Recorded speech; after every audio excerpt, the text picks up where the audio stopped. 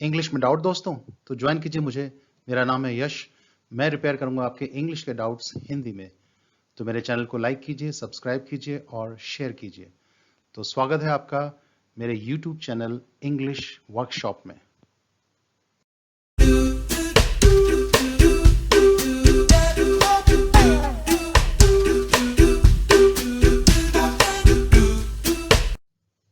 English workshop में आज हम करते हैं वर्ब, इंट्रांजिटिव और ट्रांजिटिव। तो पहचाने ट्रांजिटिव इंट्रांजिटिव क्या होता है। तो शुरू करते हैं आज का सफर।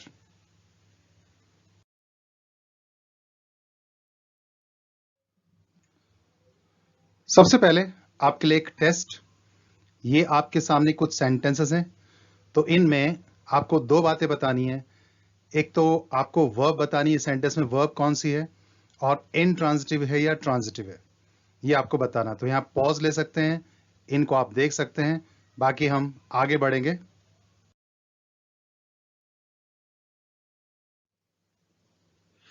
वर्ब ट्रांजिटिव या इंट्रांजिटिव जानने के लिए पहले हम जानते हैं वर्ब का फंक्शन, जो पहले भी हम कर चुके हैं। फिर दोबारा एक बार रिकैप करते हैं। देखिए, रितु प्लेज चेस। इसमें रितु एक ऐसा शब्द है जिसके बारे में बात हो रही है, उसे हम सब्जेक्ट कहते हैं। और प्लेज ऐसा शब्द है जो रितु का एक्शन बता रहा है, हिंदी में क्रिया। तो जो शब्द सब्जेक्ट का एक्शन बताए उसे हम वर्ब कहते हैं।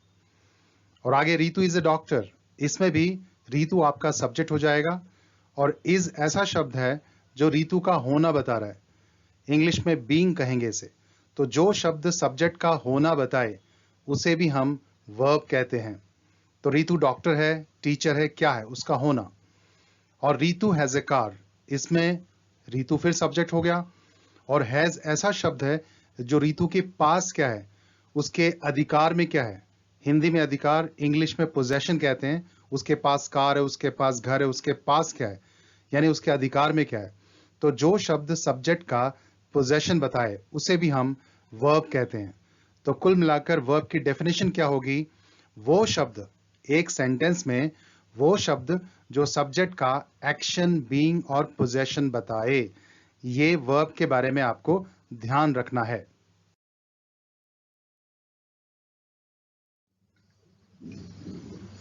अब समझते हैं इंट्रांजिटिव और ट्रांजिटिव। तो देखिए, एक सेंटेंस है, द हीरो डाइड।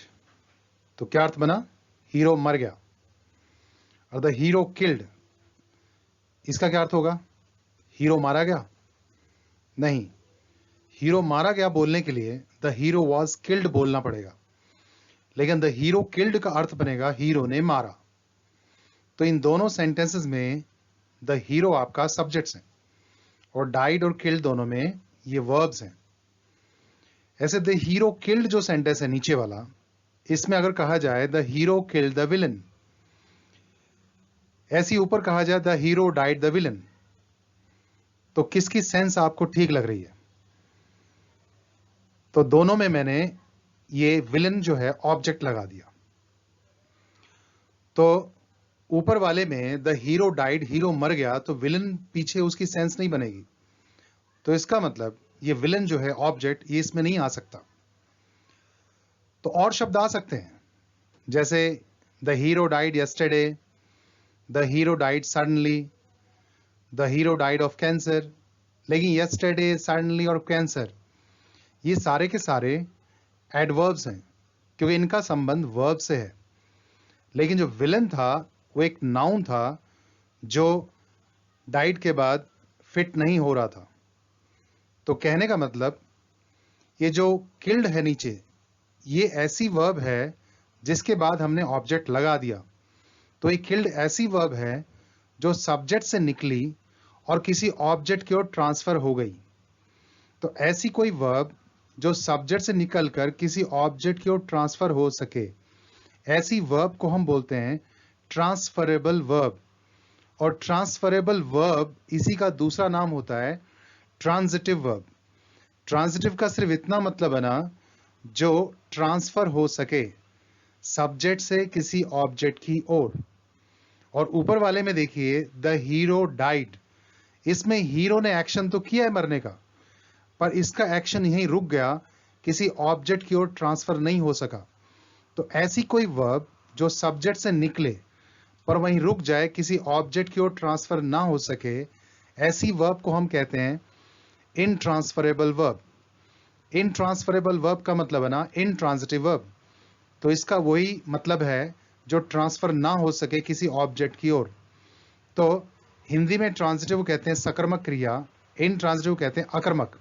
तो कुल मिलाकर जो वर्ब अपने पीछे ऑब्जेक्ट ले ले वो ट्रांजिटिव, और जो वर्ब अपने पीछे ऑब्जेक्ट ना ले वो इनट्रांजिटिव।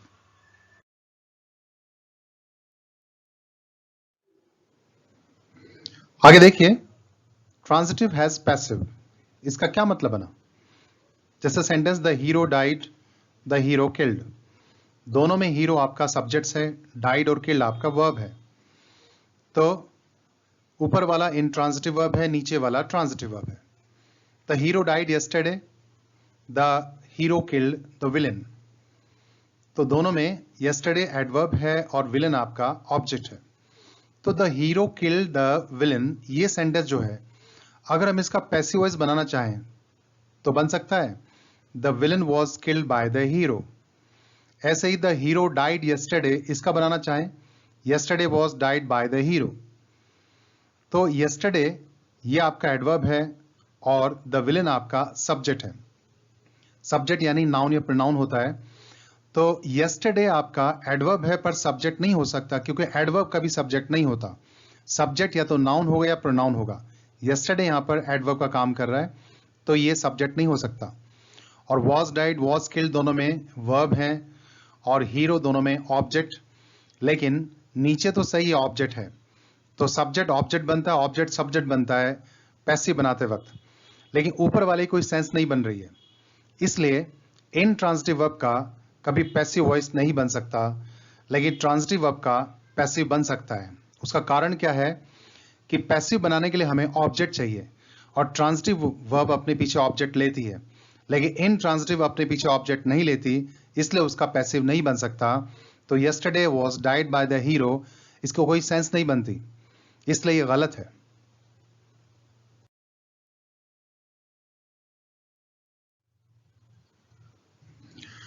देखिए इनट्रांजिटिव वर्ब्स कौन सी होती हैं?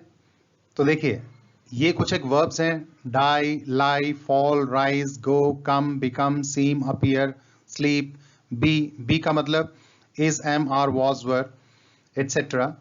तो ये सारी वर्ब जो हैं ये इनट्रांजिटिव वर्ब होती हैं। ऐसा नहीं है कि यही होती हैं, बहुत सारी होती हैं, उनमें से ये कुछ एक हैं जो इनट्रांजिटिव वर्ब होती हैं, जो जिनसे पहले सब्जेक्ट आता है लेकिन बाद में ऑब्जेक्ट बिल्कुल नहीं आता।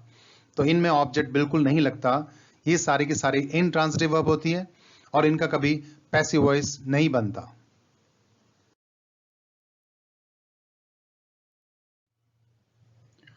देखिए कुछ इनट्रांजिटिव वर्ब अपनी पीछे प्रेपोजिशन लगाने के बाद कोई नाउन या प्रोनाउन ले ले तो वो ट्रांजिटिव का काम करती हैं। देखिए कैसे, द पुलिस आर लुकिंग, तो पुलिस देख रही है। राहुल इज लाफिंग, राहुल हंस रहा है। रितु इज थिंकिंग, रितु सोच रही है। दे वर टॉकिंग, वे बात कर रहे थे। आई विल स्टैंड, मैं खड़ा होऊंगा। वे विश्ड, हमने इच्छा की थी। निशा आस्ट, निशा ने पूछा था। इस तरह से ये सेंस है। तो इनमें are looking, is laughing, is thinking, were talking, will stand, wished, asked, ये सारी की सारी वर्ब्स हैं। तो सबसे पहला सेंटेंस देखिए, द पुलिस आर लुकिंग, और इनटू द मैटर लगा दिया जाए तो इनटू इसमें प्रेपोजिशन बन जाती है और उसके बाद मैटर, ये नाउन या प्रोनाउन आ गया। ऐसे ही Rahul is laughing at his friends, Ritu is thinking about her future, they were talking about the lockdown. I will stand by you, stand by ये लगने से थोड़ा इडियोमेटिक एक्सप्रेशन बनता है, मुहावरा बन जाता है, साथ देना, मैं तुम्हारा साथ दूंगा। वी विश्ड फॉर नथिंग, तो हमने इच्छा की थी किसी की भी नहीं। निशा आस्क्ड फॉर माई हेल्प, यहाँ आस्क के बाद फॉर लगने का मतलब मांगना हो जाएगा। निशा ने मुझसे मदद मांगी, तो इसमें ये matter, his friends, her future, lockdown, you, nothing, my help, ये सब बन जाएंगे ऑब्जेक्ट। यानी प्रेपोजिशन लगने के बाद ये सारे नाउन या प्रोनाउन आपके ऑब्जेक्ट बन जाते हैं। तो इस तरह से are looking, is laughing, is thinking, were talking, will stand, wished और आस्क्ड, ये सारी वर्ब्स इंट्रांजिटिव होने के बावजूद भी ट्रांजिटिव कहलाएंगी, क्योंकि इन सब का पैसिव वॉइस बन सकता है। पर ये ट्रांजिटिव कब बनी है? जब इनके बाद प्रेपोजिशन लगने के बाद कोई नाउन या प्रोनाउन लगा।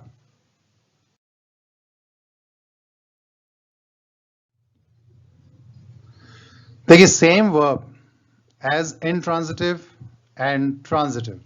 कुछ वर्ब्स ऐसी होती हैं जो ट्रांजिटिव और इंट्रांजिटिव दोनों का काम करती हैं, और जब ऐसा करती हैं तो उनकी सेंस यानी उनके मीनिंग में थोड़ा फर्क पड़ जाता है। तो देखिए कैसे, द फायर इज बर्निंग, तो आग जल रही है, और he is burning the fire, वह आग जला रहा है। तो बर्न ये ऐसी वर्ब है इंग्लिश में, इसके दो मतलब होते हैं, जलना और जलाना। जब ये जलना होगा तो इंट्रांजिटिव होगा, और जब ये जलाना होगा तो ट्रांजिटिव होगा।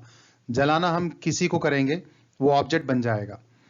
तो द काइट इज फ्लाइंग, पतंग उड़ रही है, और the he is flying the kite, वह पतंग उड़ा रहा है। The table has broken, table टूट गया है। She has broken the table, उसने टेबल तोड़ दिया है। द डोर हैज क्लोज्ड, दरवाजा बंद हो गया है। सीमा हैज क्लोज द डोर, सीमा ने दरवाजा बंद कर दिया है। The traffic has stopped, traffic रुक गया है। They have stopped the traffic, उन्होंने ट्रैफिक रोक दिया है। ही वॉक्स डेली, वह रोज घूमता है। ही वॉक्स हिज डॉग डेली, वह अपने कुत्ते को रोज घुमाता है। शी बाथ्स, वह नहाती है। शी बाथ्स हर बेबी, वह अपने बच्चे को नहलाती है। द शिप हैज संक, तो शिप डूब गई है। They have sunk the ship, उन्होंने शिप को डुबो दिया है। ही हैज चेंज्ड, वह बदल गया है। He has change his house, उसने अपना घर बदल दिया है। आई एम रनिंग, मैं दौड़ रहा हूं। I am running this shop, मैं इस शॉप को, दुकान को दौड़ा रहा हूं, चला रहा हूं, वो सेंस बन जाएगी। यानी इन ट्रांजिटिव में जो खुद होना होता है, और ट्रांजिटिव में हम किसी ऑब्जेक्ट के साथ करते हैं। तो ये सेम वर्ब्स हैं, ट्रांजिटिव इंट्रांजिटिव दोनों का काम करती हैं, पर जब दोनों का काम करती हैं तो उनकी सेंस में, अर्थ में थोड़ा सा बदलाव आ जाता है। और जितने भी इंट्रांजिटिव वर्ब्स हैं, इनका पैसिव नहीं बन सकता, लेकिन जो ट्रांजिटिव हैं इनका पैसिव बना सकते हैं।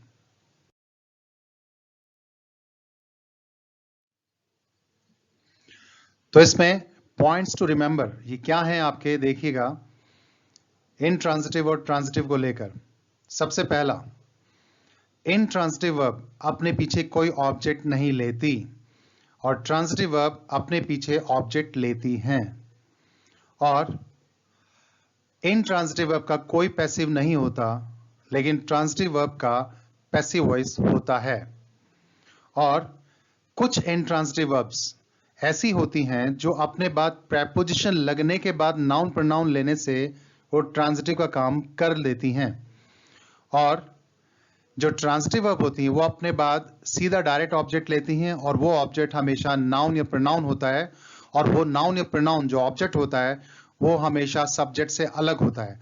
सब्जेक्ट ऑब्जेक्ट दो अलग चीजें या अलग पर्सन्स होते हैं।